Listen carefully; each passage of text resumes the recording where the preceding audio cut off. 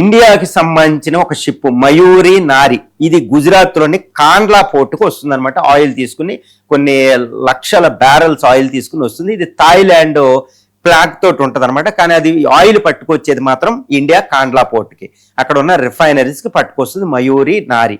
ఇందులో ఇండియన్స్ 20 మంది సెయిలర్స్ ఉన్నారన్నమాట. దీని మీద దాడి చేయగలిగిన అందులో 20 మందిని రక్షిస్తే 3 మిస్ అయిపోయారంటే 3 మరణించినట్టు తెలుస్తుంది. అంటే ఇరాన్ ఏంటంటే ఇండియా షిప్ మీద దాడి చేయడం ఇప్పుడు ఆసక్తికరమైన విషయం. ఫస్ట్ టైం ఇండియా కూడా తన ప్రొటెస్ట్ ని తెలియజేసింది పబ్లిక్ లో. Indian minister of external affairs ఇలా కమర్షియల్ షిప్ మీద ఈ ఫ్రీ నావిగేషన్ వచ్చే దాని మీద మీరు అటాక్ చేయడం మంచిది కాదు అంటూ ఇరాన్ కి గట్టిగా ప్రొటెస్ట్ చేయడం జరిగింది. వెంటనే ఎస్ జయశంకర్ గారు రంగంలో దిగడం జరిగింది.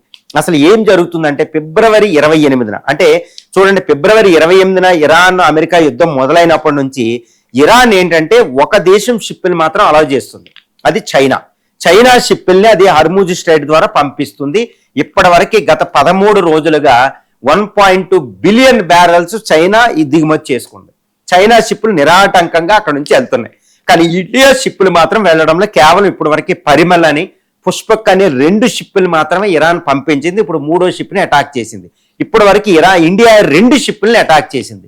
చాలా ప్రమాదం. అటువైపున 37 ఇండియన్ షిప్లే చిక్కుపడిపోయి ఉన్నాయి. అంటే ఏంటి, ఇరాన్ ఇండియా మీద వివక్షత చూపుతుంది చైనాతో పోలిస్తే. మరి దీని వెనకాల చైనా కుట్ర ఉందా? మరి ఇరాన్ ఎందుకు అటాక్ చేస్తుందంటే ఇండియా మొట్టమొదట్లో ఫిబ్రవరి 28న ఖైమోని చనిపోయిన మన సంతాపం తెలియజేయలే. కేవలం మార్చి 7వ తారీఖున అది కూడా ఇరాన్ షిప్ ని అమెరికా ముంచిన తర్వాత మనం ఇంకొక 2 షిప్లకి ఆశ్రయం ఇచ్చి ఇంకొక మన అతిథిగా వచ్చిన ఇంకొక 2 షిప్లు ఇటు శ్రీలంకలో ఒకటి, కొచ్చిన్ షిప్ యార్డ్ లో ఒకటి ఇచ్చి ఖైమోనికి మనం విక్రమ్ మిశ్రీ ఫారిన్ సెక్రటరీ వెళ్ళి సంతాపం తెలియజేసిన తర్వాత ఇది ఢిల్లీలో ఉన్న ఇరాన్ యొక్క ఎంబసీలో వెంటనే ఇరాన్ 2 షిప్లను అలౌ చేసింది.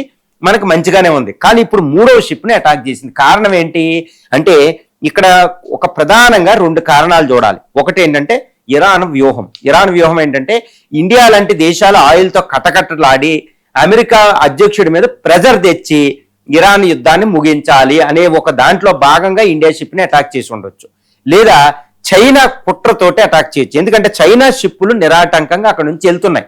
కానీ ఇండియా షిప్ వచ్చేటప్పటికి 2 అలౌ చేసి ఇప్పుడు పేల్చడం అంటే ఏంటి, చైనా ఎక్కువగా ఇరాన్ ఇన్ఫ్లుయెన్స్ చేస్తుంది.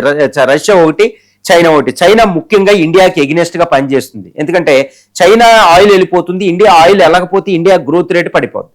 కాబట్టి ఇక్కడ ఇరాన్ ఏంటంటే ఇరాన్కి ఇంకోటి కూడా ఉంది. చైనా చెప్పుతుంటే ఇది రెచ్చిపోవడానికి ఒక కారణం ఉందండి. అది ఏంటంటే ఇరాన్ ముఖ్యంగా ఇండియాని ఎలా చూస్తుందంటే యునైటెడ్ స్టేట్స్ ఆఫ్ అమెరికాకి ఇజ్రాయెల్కి ఒక ఫ్రెండ్ గా చూస్తుంది. ఎందుకంటే ఇండియన్ ప్రైమ్ మినిస్టర్ ఇరాన్ ఫిబ్రవరి 28 అటాక్ కొన్ని గంటల ముందే ఇజ్రాయెల్ నుంచి ఇక్కడ రావడం జరిగింది. కాబట్టి ఇజ్రాయెల్ ఫ్రెండ్ అనేది ఒకటి ఉంది.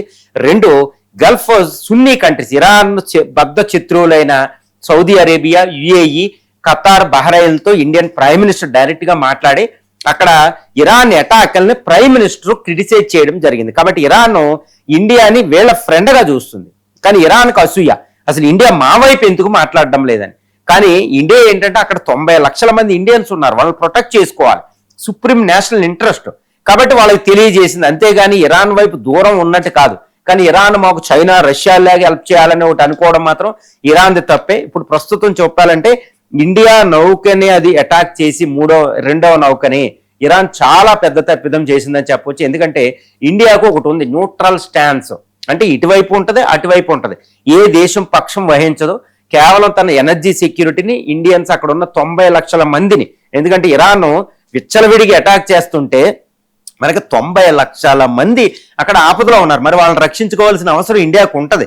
కానీ ఇరాన్ ఆపదలో ఉంటూ ఒక షిప్ని అమెరికా పేలితే 2 షిప్లకి భారతదేశం ఆశ్రయం ఇచ్చింది హ్యుమానిటేరియన్ గ్రౌండ్స్ లో, ఇండియన్ ఓషన్ లో. కానీ అది గుర్తు పెట్టుకుని ఖైమోనీని అది లేట్ అయినా ఖైమోనీ, ఎందుకంటే ఖైమోనీ మొదటి అటాక్ జరిగితే చనిపోయాడని ఎవరికి తెలుసు. ఇండియా ఎన్నో ఆలోచించదు వ్యూహాత్మకంగా. కాబట్టి ఇరాన్ ఇండియాని శత్రుగా చూడడం అనేది ఇరాన్ చేసే అతి పెద్ద తప్పు అండి ఇక్కడ. ఎందుకంటే చాలా పెద్ద తప్పిదం. ఎందుకంటే ఇండియా ఉక్రెయిన్ యుద్ధం, రష్యా యుద్ధం జరుగుతుంటే ఇండియా ఉక్రెయిన్ వైపు లేదు, రష్యా వైపు లేదు. రష్యా ఆయిల్ దిగుమతి చేసుకుంది కాబట్టి రష్యా వైపు వ్యవహరించినట్టు ఉంది, కానీ తటస్థంగా ఉంది. ఈ వ్యవహారాన్ని ఇరాన్ చూడాలి.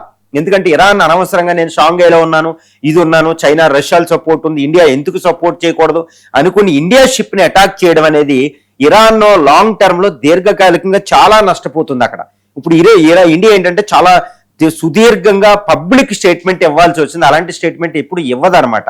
అంటే చాలా ప్రమాదంలో ఉన్నాయి ఇండియా ఇరాన్ రిలేషన్స్ అనేది. ఒకవేళ ఇండియాని దూరం చేసుకుంటే ఇండియాకు ఆయిల్ వస్తుంది, కానీ ఎంత కాలం ఇరాన్ హర్ముజ్ స్ట్రైట్ ను ఓపెన్ చేయకుండా ఉంటది? అది ఇంపాసిబుల్ అండి, ఎక్కువ కాలం ఉండలేదు. ఎందుకంటే అమెరికా విత్డ్రాల్ చేసేసుకుంటే యుద్ధంలో నేను లేనని అమెరికా వెళ్ళిపోతే అమెరికా మీద ఒత్తిడి తగ్గిపోద్ది, ఒత్తిడి అంతా ఇరాన్ మీద పడుతుంది. ఇరాన్ మీద ఒత్తిడి చేసే దేశాలు ఇండియా కూడా ఉంటది. ఇరాన్ మీద ఇప్పుడు రష్యా అధ్యక్షుడు కంపల్సరీ ఇరాన్ మీద ఒత్తిడి తేవాల్సింది, ఎందుకంటే లేకపోతే రష్యా అధ్యక్షుడి మీద పడుతుంది. కాబట్టి హర్ముజ్ స్ట్రైట్ ను ఓపెన్ చేసి తీరాల్సి వస్తుంది ఇరాన్. లేకపోతే అంతర్జాతీయ యుఎన్ఎస్సిలో ఐక్యరాజ్య సమితి భద్రతా సమితిలో తీర్మానం చేసుకొచ్చి అన్ని దేశాలు కలిసి ఇరాన్ ని అటాక్ చేసే అవకాశం ఉంది. ఎందుకంటే అంత ఈజీ కాదండి హర్ముజ్ స్ట్రైట్ ని ఎక్కువ టైం క్లోజ్ చేయడం. అమెరికా వెనక్కి వెళ్ళిపోయిన తర్వాత ఒత్తిడి అంతా ఇరాన్ మీద వస్తుంది. కాబట్టి అప్పుడు ఇండియా రోల్ ఏంటి? ఇండియా కంపల్సరీ హర్ముజ్ స్ట్రైట్ ను ఓపెన్ చేసుకోవాలి, దాని ఎనర్జీ సెక్యూరిటీ ఉంటుంది, అది అడిగే హక్కు ఉంటుంది. ఎందుకంటే ఇక్కడ గ్యాస్ లేదు కాబట్టి అనవసరంగా నువ్వు ఆత్మరక్షణ కోసం నువ్వు క్లోజ్ చేసుకున్నావు, ఇంతవరకు ఎవరేమనలే. కానీ అన్నెసరీగా అటాకులు చేస్తుంటే మాత్రం అది చాలా తీవ్రమైన ప్రమాదానికి దారితీస్తుంది. ఎందుకంటే ఇంటర్నేషనల్ అన్క్లాస్ అని ఒకటి ఉంటుంది, United Nations convention of laws of seas ప్రకారం ఓపెన్ సీస్ లో ఎవరు అటాక్ చేయకూడదు. అలా అటాక్ చేసి అది అంతర్జాతీయ చట్టాలకు విరుద్ధం. ఇప్పుడు ఇండియా షిప్ ని ఇండియా ఎటువంటి యుద్ధంలో లేనప్పుడు ఇండియా షిప్ మీద అటాక్ చేయకూడదు. ఇంకోటి ఏమంటుంది ఇరాన్, ఏమంటుంది ఇండియా పర్మిషన్ తీసుకోలేదు, ఏ దేశమైనా మా పర్మిషన్ తీసుకుంటే లేకపోతే అటాక్ చేసేస్తామంటారు. మరి ఎలా కుదురుతుంది? వార్ జోన్ లో మనం ఉన్నాం, హర్ముజ్ స్ట్రైట్ మన నేషనల్ సెక్యూరిటీ, ఇక్కడ 1.4 బిలియన్ పాపులేషన్ కి జీవనాధారం అది గ్యాస్ అనేది. మరి అక్కడ నుంచి ఆయిల్ రావాలి. ఇక్కడ ఇరాన్ ఎటువంటి పరిస్థితుల్లో ఉన్నది, it's not the question. India ship ని అటాక్ చేసి ఇరాన్ చాలా పెద్ద ఘోరమైన తప్పిదం చేసింది అనేది ఇక్కడ మనం చెప్పవచ్చు. ఎందుకంటే ఏ షిప్ అంటే ఏ షిప్ ని అలౌ చేయకూడదు. మరి చైనా షిప్లను అలౌ చేయడం ఏంటి? అది ప్రమాదం. అది చైనా షిప్లను అలౌ చేసి మళ్ళీ చైనా ఎంత దూరంగా ఉందో అదే విధంగా ఇండియా ఉన్నప్పుడు ఇండియా మీద అటాక్ చేస్తుందంటే ఇండియా రంగంలోకి దిగాల్సిన అవసరం ఉంటుంది. అందుకనే Indian minister of external affairs ఇప్పుడు ఎస్ జయశంకర్ గారు రంగంలో దిగారు. ఈ ఇరానియన్ ఫారిన్ మినిస్టర్ తో మాట్లాడడం కూడా జరిగింది. ఇందులో మాత్రం తీవ్రమైన స్వరం ఉపయోగించారన్నట్టు తెలుస్తుంది. ఎందుకంటే ఇండియా ఒకవేళ యుద్ధంలోకి వెళ్ళాలంటే యుద్ధంలోకి వెళ్ళదండి. Indian is the supreme naval power in Indian ocean region. Indian ocean region లో తన సెక్యూరిటీకి అమెరికా కంటే ఎక్కువ రైట్స్ ఇక్కడ ఉంటాయి. అంతటి శక్తివంతమైన నేషన్ ఇండియా. నేవీలో నేవల్ పవర్ కి అత్యంత ముఖ్య లక్షణం ఏంటంటే ఇండియన్ ఎనర్జీ ఫ్లో అనేది ఒకటి ఉంటది, గుర్తుపెట్టుకోవాలి. ఇప్పుడు ఇండియన్ నేవల్ షిప్ 299 షిప్పులు ఉన్నాయి. న్యూక్లియర్ ఎయిర్ క్రాఫ్ట్ క్యారియర్ 2, తర్వాత న్యూక్లియర్ రియాక్టర్, ఇవన్నీ ఎనర్జీ సంపాదించుకోకపోతే ఎందుకు naval power? So India escort వెళ్లే అవకాశం ఉంది. ఒకవేళ ఇండియన్ హర్ముజ్ అటు చైనా షిప్పులను అలౌ చేసి ఇండియా షిప్పుల్నే ఇరాన్ అటాక్ చేస్తూ ఉంటే అమెరికా ఇజ్రాయెల్ ఎటువంటి సంబంధం లేకుండా ఇండియన్ నేవల్ షిప్పులు రక్షణకి వెళ్తాయి. మరి అప్పుడు ఇరాన్ చేసే పరిస్థితి ఏంది? ఇరాన్ ఏం చేయగలదు? చాలా ప్రమాదంలో పడిపోద్ది. ఎందుకంటే ఇండియన్ నేవల్ షిప్లే సెక్యూరిటీకి వెళ్ళినప్పుడు రష్యా అనవసరంగా ఇక్కడ జోక్యం చేసుకోదు. రష్యా సపోర్ట్ చేయకపోతే ఇరాన్ పరిస్థితి ఏంటి? అనవసరంగా ఇరాన్ యొక్క స్ట్రాటజీ అంతా దెబ్బతింటుంది. కాబట్టి ఇండియా షిప్ ని అది అటాక్ చేయకుండా ఉండవలసింది, ఏదైనా చిప్ ఉండవలసింది, వేరే ఇన్ఫార్మల్ కమ్యూనికేషన్స్ లో ఇండియాతో మాట్లాడి ఉండవలసింది. కాబట్టి ఇప్పుడు ఇరాన్ తప్పు చేసింది అనేది ఇక్కడ అవగతం అయిపోతుంది. ఇది ఇరాన్ యుద్ధ వ్యూహానికి ఎగినెస్ట్. అంటే యుద్ధంలో ఇరాన్ పరిస్థితి ఎలా ఉందంటే ఒక యుద్ధ వ్యూహం లేకుండా అటాక్ చేస్తుందని తెలుస్తుంది. ఇరాన్ లో ఒక నాయకత్వం సరిగ్గా లేదన్నట్టు తెలుస్తుంది ఖైమనీ చనిపోయిన తర్వాత.